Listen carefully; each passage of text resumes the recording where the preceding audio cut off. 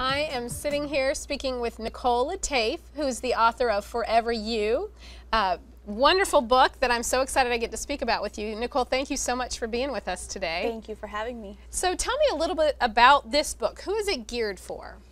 This book is for 4 to 8-year-olds, and it explains what is the soul. So it's essentially the who, what, where, when, why of the soul. Where did it come from? Why do we have a soul? Who gave it to us? And it introduces the concept to children that they are more than just their bodies. And it uses very specific examples so children can relate to and identify the soul in things that they are familiar with. Okay. So tell me a little bit about some of the basic principles of theology of the body that we can talk with about children this young. I have 2 of my children are this young, and you know, I don't think it would have ever occurred to me to start to introduce this concept to them, and maybe we do in ways more subtle than we realize, but tell me more about that. So it's really important to recognize that by the time children are in 6th grade, they're already exposed to things that they shouldn't be in the chastity realm, in the sense of they've not been talked to about their bodies and their souls and what their bodies are for.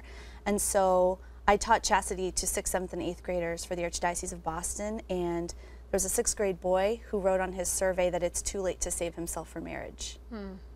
11, 12 years old. And so it's evident to me that children need to start the conversation early with their parents, but not talking about things that are for adults at all.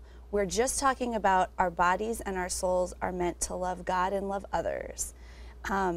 And once you get the concept of respecting yourself in at an earlier age, then when it's appropriate, it's an easier segue into the things that are for older children. And then obviously every child is different, but every kid can relate to this material because it talks about building your character through your actions, that our purpose in life is fulfilled through loving God and loving others, and then showing examples. You know, that your soul shows through in your hopes, in your gifts and talents. You know, 1 more minute with friends, 1 more hour of sleep, 1 more hug from grandpa, and then it shows a picture of a kid hugging their grandfather.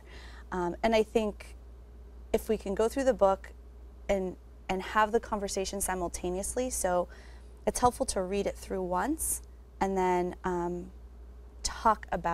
go back and talk about what you just read. So for the boy that you're talking about, the 6th grader, how would you have approached in the time leading up to that, having an effective conversation with him that he wouldn't have gotten in that, you know, in that position, aside from the fact that I'm sure home life has a huge effect on all of this? Yes. You know, what do we say to our kids who are that young in talking about chastity without heaping upon them way more information than they're ready for? Absolutely. You don't have to talk about chastity, but you can talk about virtues. And I think that one of the things I've noticed is parents don't focus enough on telling their kids they've done well. Congratulations, you went over to that little boy who was sitting by himself and spoke to him so he's not lonely.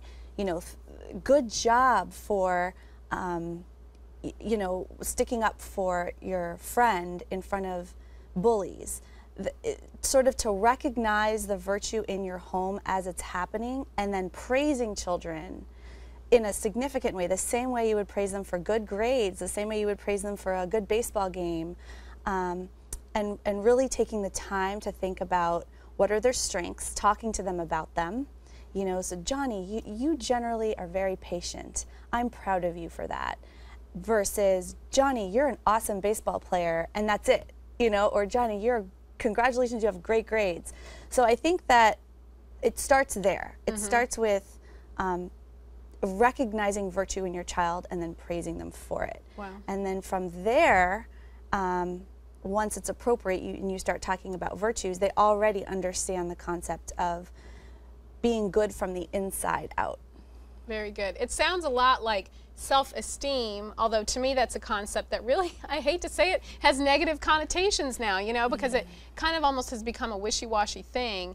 And it sounds like, you know, you do a great job here of getting to the heart of what is self-esteem really. So what are some ways that we can, in our homes, create a positive environment that celebrates the gift of the body, you know, that the body that God has given us, and how do we sort of encourage taking care of this vessel that God has given to each one of us with our kids?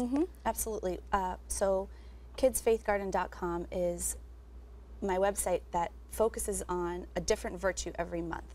So it's a place for parents to go and read about tips on how to improve their home life, how to talk to their children about different virtues, how to implement them, practically speaking, into their day-to-day lives. So that site, along with others, you know, to just kind of get the conversation going, is one option.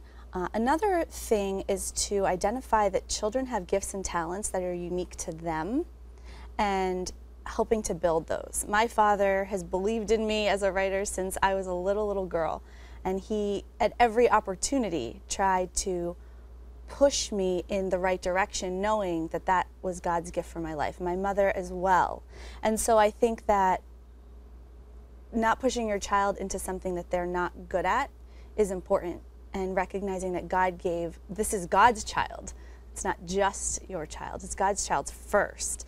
So I think that, in combination with, you know, kind of staying educated through different conversations online, would be an option. Very good. And that's such an important point. I know I'm always a much better mom to my children, and I remember that it's really God's children that He's entrusted to me. So real quick, tell us where we can learn more about your wonderful book, Forever You. Sure. You can learn more about it on kidsfaithgarden.com, and we also have activities for children as well as the blog for adults, and it has an explanation there, and it's coming out in Spanish in January of 2014, and so you'll also be able to find it there in that language as well. Thank you so much for being with us Thank today. It you was so fun to chat much. with you.